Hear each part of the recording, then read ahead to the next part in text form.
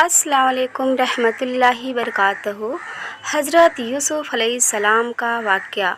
हज़रत यूसुफ़ अलैहिस्सलाम का वाक़या क्या है, चलिए जानते हैं। हज़रत यूसुफ़ अलैहिस्सलाम कौन थे?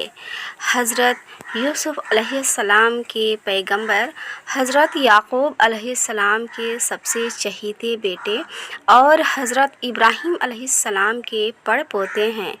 हज़रत यूसुफ़ को शरफ़ हासिल है कि वह ख़ुद नबी, उनके वालिद नबी, उनके दादा नबी और परदादा हज़रत इब्राहीम अब्दुल अंबिया नबियों के बाप हैं। कुरान में हज़रत यूसुफ़ अलैहिस्सलाम के वाक़ये को बयान करने के लिए एक सूरह यूसुफ़ भी मौजूद है, जिसमें दुनिया के लिए दर्स और इबरत है। हज़रत यूसुफ़ अलैहिस्सलाम के कितने भाई थे? कुरान करीम में हज़रत यूसुफ़ अलैहिस्सलाम के वाक़ये को अहसनुल क़सस यानी तमाम किस्सों में सबसे अच्छा किस्सा बतलाया गया है। आप अल्लाह के नबी हज़रत याक़ूब अलैहिस्सलाम के सबसे चहेते बेटे थे। आपके कुल 11 भाई थे, जिसमें एक सगा भाई और बाकी सभी सौतेले भाई थे। अल्लाह ने आपको ख्वाबों की ताबीरों का इल्म अता फरमाया था। जब आप छोटे थे तो आपने एक ख्वाब देखा कि 11 सितारे और चाँद और सूरज आपको सजदा कर रहे हैं। जिसे आपने अपने वालिद मोहतरम को बतलाया तो उन्होंने उन्हें इस ख्वाब को भाइयों से बतलाने से मना किया। मगर जब ये बात भाइयों को मालूम हुई और जब उन्होंने देखा कि यूसुफ़ अलैहिस्सलाम को उनके वालिद बहुत चाहते हैं, तो उन्होंने यूसुफ़ अलैहिस्सलाम को मारने की गर्ज से जंगल ले गए और एक गहरे कुएं में फेंक दिए और यूसुफ़ अलैहिस्सलाम के सगे भाई को भी डराया कि अगर उन्होंने वालिद को बतलाया तो वह भी उसे मार देंगे। उन भाइयों ने यूसुफ़ अलैहिस्सलाम के कुर्ते में बकरी का खून लगाकर अपने वालिद को बतलाया कि एक भेड़िया ने उन्हें मारकर जंगल में ले गया।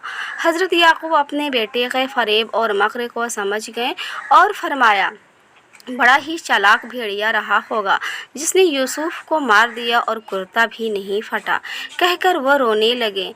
बेटे के गम में इतना रोए कि उनकी आँखों की बिनाई यानी रोशनी भी चली गई।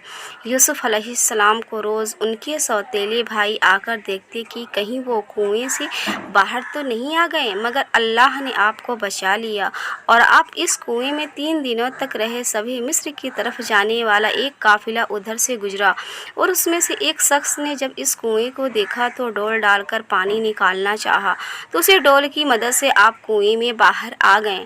आपके भाइयों को जब मालूम हुआ तो उन्होंने कहा कि ये हमारा भागा हुआ गुलाम है और फिर उन्होंने 20 दिरहम में उन काफिलों वालों के पास बेच दिया। अजीज़ मिस्र की बीवी का फरेब। अजीज़ मिस्र के घर हज़रत यूसुफ़ अलैहिस्सलाम पले बड़े और जवान हुए। आप अलैहिस्सलाम बचपन से ही बड़े पाकीज़ा और आला अखलाक वाले थे। आप मिस्र की बीवी ने जब आपके हुस्न को देखा तो आपको बहलाने और फुसलाने की कोशिश किया करती थी।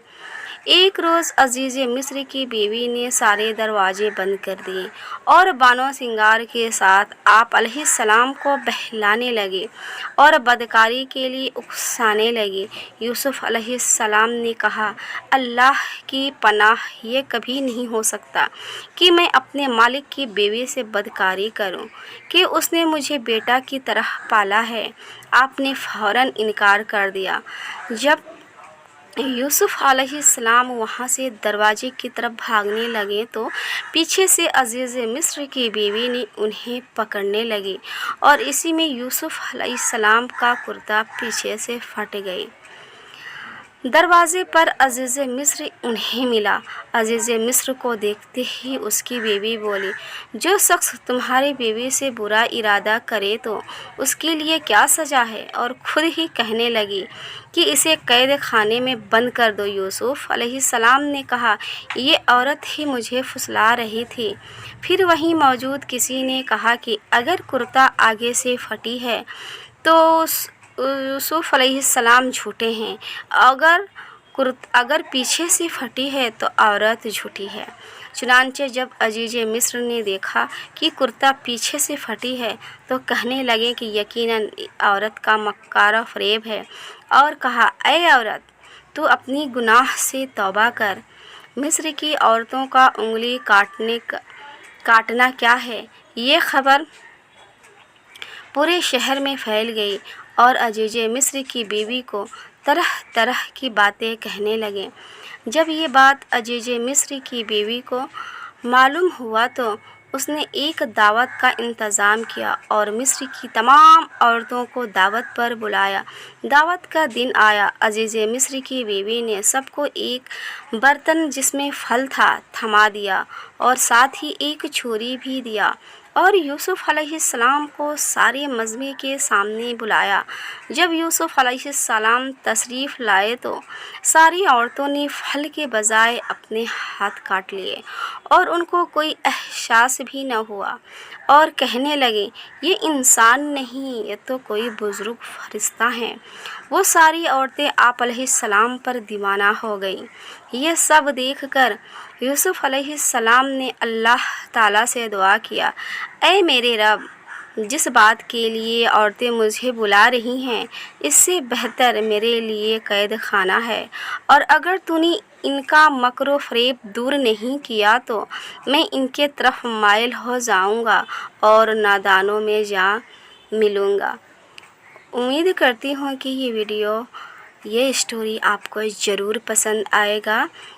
اس ویڈیو کو زیادہ سے زیادہ لائک کیجیے گا، سبسکرائب کیجیے گا، دوستوں کے ساتھ شیئر کیجیے گا۔ پھر ملتی ہوں اسی طرح سے اچھے سے اسٹوری لے کر کے، تب تک کے لیے اللہ حافظ۔